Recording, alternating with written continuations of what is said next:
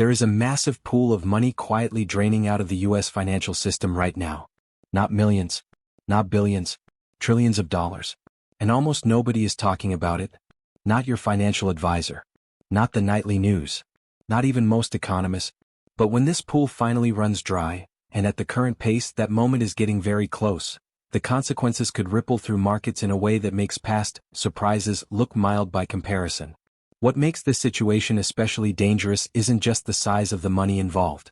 It's where that money has been hiding, and what role it's been playing behind the scenes. Because this story doesn't start on Wall Street. It doesn't start with stocks, crypto, or housing.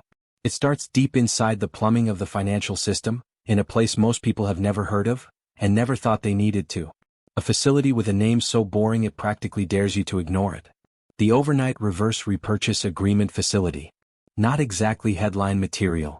But this obscure mechanism has quietly become one of the most important shock absorbers in modern finance. A pressure valve. A liquidity buffer. A place where excess cash could sit harmlessly when the system had nowhere else to put it. For years it barely mattered. Then everything changed. In early 2021 there was almost nothing there. By late 2022, that same facility was holding over $2.5 trillion. Trillion. With a T.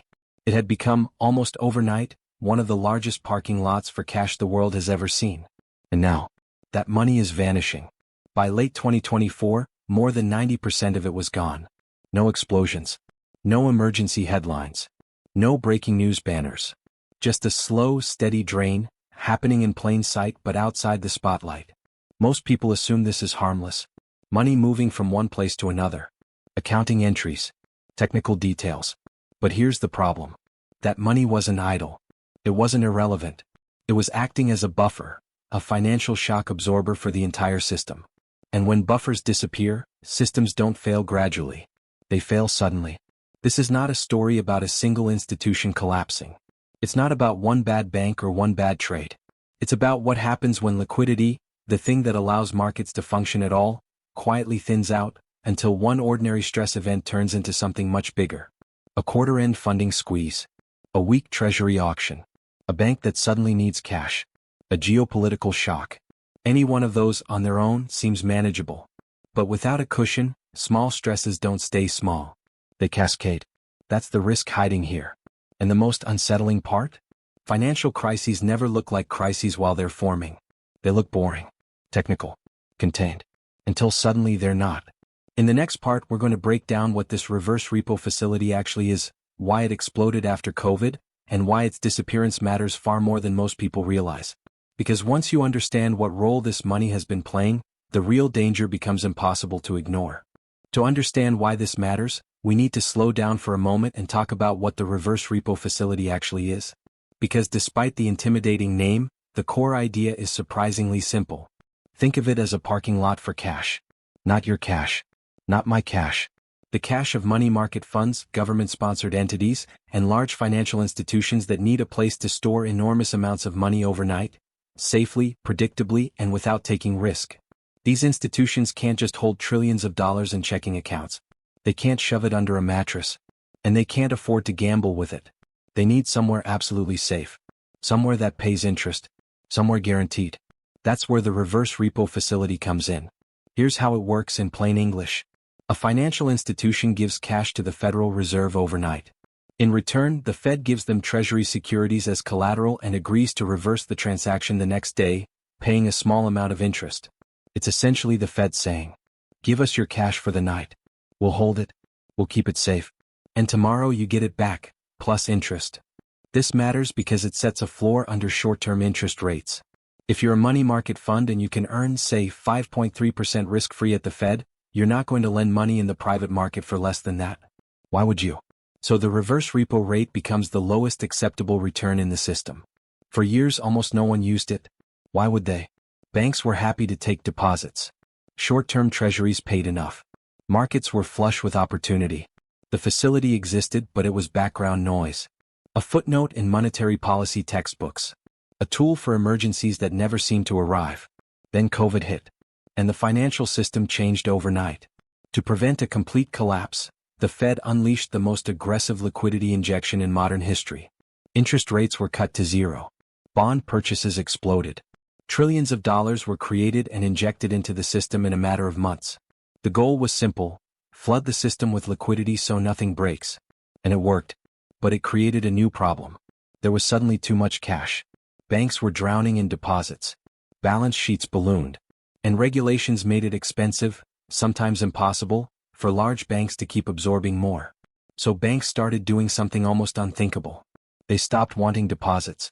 Some literally told customers, "Please take your money elsewhere." Money market funds panicked.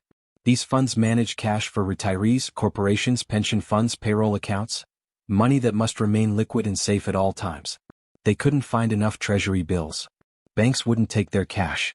Yields everywhere else were near zero. There was only one place left: the reverse repo facility. And once the door opened, the flood was unstoppable.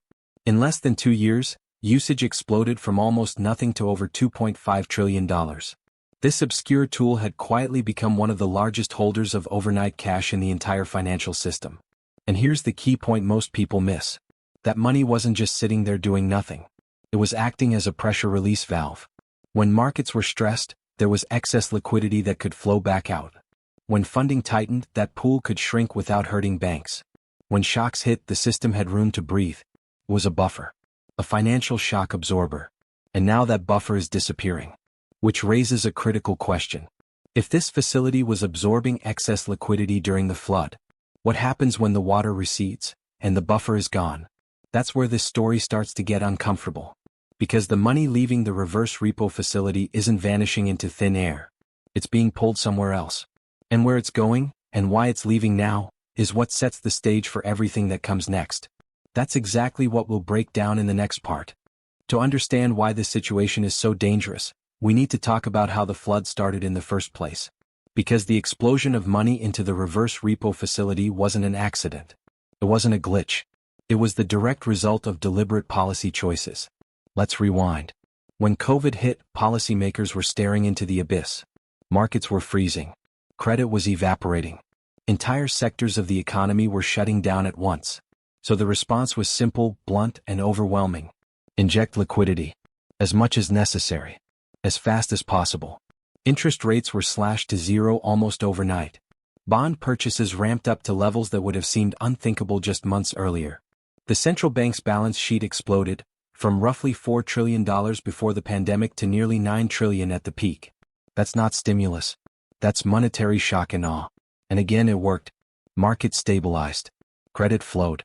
A full-scale depression was avoided. But liquidity doesn't disappear after it's created. It has to go somewhere. Banks were the first stop. Deposits poured in at a historic pace. Households saved more. Corporations hoarded cash. Investors sold risky assets and parked money in safe places. Bank balance sheets ballooned. And that's where the next problem emerged. Because modern banks don't operate in a vacuum. They operate under regulatory constraints. One of the most important, and least understood, is the leverage ratio. In simple terms, this rule treats all assets as equal for balance sheet purposes. A Treasury bond counts the same as a risky loan. Cash counts the same as speculation. So as deposits flooded in, banks were forced to hold more capital, even though the assets they were holding were safer than ever. At a certain point, the math stopped working. Taking more deposits became expensive. Expanding balance sheets became unattractive. Liquidity became a liability. So banks did something that sounds absurd in any other era. They stopped wanting money. They capped deposits. They turned away institutional clients. They quietly pushed cash back into the system. That cash didn't disappear. It flowed into money market funds. And those funds had a very specific problem. They managed trillions of dollars that are supposed to behave like cash. No volatility. No surprises. No losses. But yields were near zero. Short-term treasuries were scarce.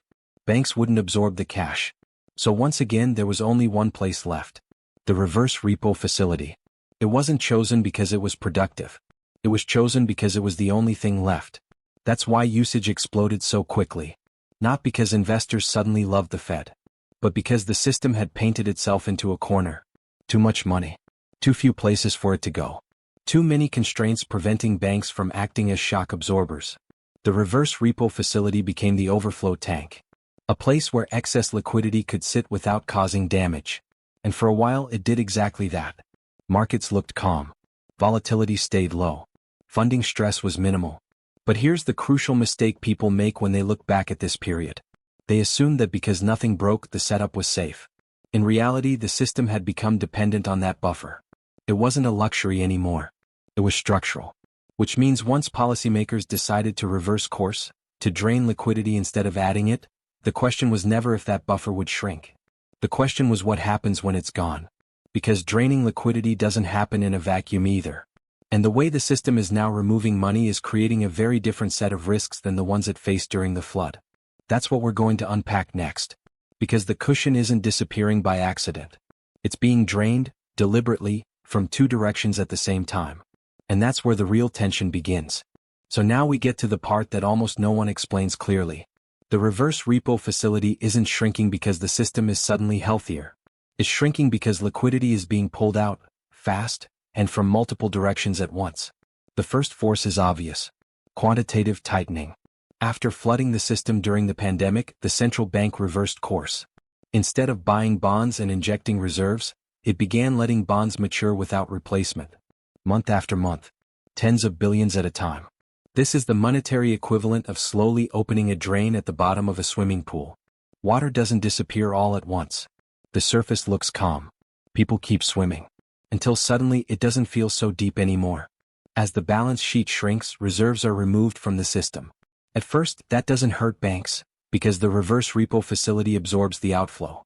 Money leaves the system, but it leaves from the buffer, not from bank reserves. That's the key. For a while, everything looks fine. But that's only half the story. At the same time liquidity is being drained, the US government is borrowing aggressively. Deficits are large. Spending remains elevated. And that borrowing has to be financed. So the Treasury has been issuing massive amounts of short-term bills. Not long-term bonds. Bills that mature in weeks or months. Why? Because short-term rates are lower than long-term ones. It's cheaper to borrow short. On paper that looks smart. In practice it creates a problem. Those bills need buyers. Constantly. Every single month. Money market funds step in. They look at their choices. They can leave cash parked overnight at the Fed earning one rate. Or they can buy Treasury bills yielding slightly more. Same safety. Higher return. The decision is automatic. Cash flows out of the reverse repo facility and into Treasury bills. And this is where people get confused. They say, so what? The money didn't disappear. It just moved. But where it moved matters more than the fact that it moved. When cash sits in the reverse repo facility, it acts as a system-wide buffer. It can shrink or expand without directly stressing banks. When that same cash is locked into Treasury bills, it's no longer flexible. It can't absorb shocks. It can't instantly flow where it's needed. And if funds need cash quickly, those bills have to be sold into the market. That's the difference. The buffer is turning into exposure. And the numbers make this impossible to ignore. From a peak of over $2.5 trillion, usage has collapsed by more than 90%. At this pace, the facility doesn't slowly decline. It hits zero. And that's the moment the system changes character. Because once the reverse repo facility is empty, every additional dollar of liquidity drain comes directly out of bank reserves. There's no shock absorber left. No overflow tank. No margin for error. And we've seen what happens when reserves fall too low. Not in theory. In reality. September 2019. Overnight funding market seized up. Repo rates spiked violently. Banks suddenly wouldn't lend to each other. Nothing big had gone wrong. No crash. No recession. No financial panic. Just routine tax payments and Treasury settlements draining liquidity faster than expected. And the system broke. The central bank had to step in with emergency operations almost immediately. That was with far higher reserve levels than we're approaching now. Today the system is larger. Debt levels are higher. Treasury issuance is heavier. Markets are faster and more automated. Which means the margin for error is smaller. And here's the part that should make you uneasy. Nobody knows exactly where the breaking point is. Not the models. Not the policymakers. Not the regulators. They'll only know they crossed the line after something snaps. In the next part we're going to talk about what that snap actually looks like. Not a single dramatic explosion, but a chain reaction. Because modern financial systems don't fail gracefully. They fail at machine speed. Here's the mistake most people make when they imagine a financial crisis. They picture a single dramatic event. A collapse. A headline. A moment where everything suddenly goes wrong. That's not how liquidity crises work. They don't start with panic. They start with friction. Small stresses. Tiny distortions. Things that look manageable until they're not. Let's walk through what this actually looks like. It starts in the funding markets. Overnight lending rates drift higher than they should. Nothing dramatic. A few basis points. It happens all the time. Quarter end. Regulatory balance sheet adjustments. Routine stuff. Except this time, there's no reverse repo cushion left to absorb the pressure. So the spike doesn't fade the next day. Banks notice. They become more cautious. They lend a little less. They hold a little more cash. Liquidity tightens quietly. Money market funds feel it next. They're holding massive amounts of short-term Treasury bills. On paper, these are the safest assets in the world. But safety doesn't equal liquidity under stress. If investors start pulling cash, even modestly, funds need to raise money fast. That means selling bills. Into a market that suddenly has fewer buyers. Bid-ask spreads widen. Prices slip. Funding costs rise. Still not a crisis. Yet. But now the feedback loop begins. Higher funding costs make banks even more defensive. They pull back from market making. They reduce balance sheet usage. That makes Treasury markets less liquid. Which makes money market funds more vulnerable. Which makes investors more nervous. And nervous investors don't wait for confirmation. They redeem first. This is where things accelerate. Corporate treasurers need cash for payroll. Pension funds rebalance. Risk managers tighten limits. Suddenly, everyone wants liquidity at the same time. And here's the key point most people miss. Liquidity isn't something you can create instantly in markets. It only exists when someone else is willing and able to take the other side of your trade. When that willingness disappears, markets don't slowly reprice. They gap. Prices jump. Trades fail. Markets freeze. We've seen this movie before. In 2008, money market funds faced a run after one fund broke the buck. In 2019, overnight funding markets seized up with no obvious trigger. In March 2020, the Treasury market itself, the backbone of global finance, stopped functioning. Each time the pattern was the same. Everything looked fine. Right up until liquidity vanished. And this time there's an additional problem. The system is carrying far more short-term debt than before. Treasury bills mature constantly. They have to be refinanced again and again. If auctions struggle, even briefly, yields jump. Higher yields mean higher borrowing costs. Higher costs mean more stress on banks, funds, and leveraged players. And once confidence cracks, it doesn't crack evenly. Algorithms pull liquidity instantly. Market makers step back. Trading systems shut off. That's how you get flash crashes. That's how you get sudden air pockets where nothing trades. Not because assets are worthless, but because liquidity is gone. This is why the reverse repo facility mattered so much. It wasn't exciting. It didn't generate returns. It didn't show up in headlines. But it gave the system room to breathe. Now that room is disappearing. Which brings us to the most uncomfortable part of this entire story. What happens after the cushion is gone? What choices are left? And what happens if several stresses hit at once? Not sequentially but simultaneously. That's what we'll cover in the final part. Because from here there are only a few possible paths forward. And none of them are easy. So where does this leave us? When the reverse repo facility finally hits zero, it won't be a headline event. There won't be alarms. There won't be breaking news. Markets won't collapse because it hit zero. They'll collapse because something else happens after it does. Once the cushion is gone, the system is operating without a safety net. Every additional dollar of liquidity drain comes directly out of bank reserves. Every shock hits the core instead of the buffer. Every mistake matters more. And here's the part that makes policymakers deeply uncomfortable. No one agrees on where the danger zone actually begins. Some believe reserves can fall much lower without consequences. Others think we're already flirting with the minimum. There is no clear line. No red marker on a chart. Which means the only way to find out is to cross it. That's how modern financial systems fail. Not with certainty, but with experimentation. There are only three realistic paths from here.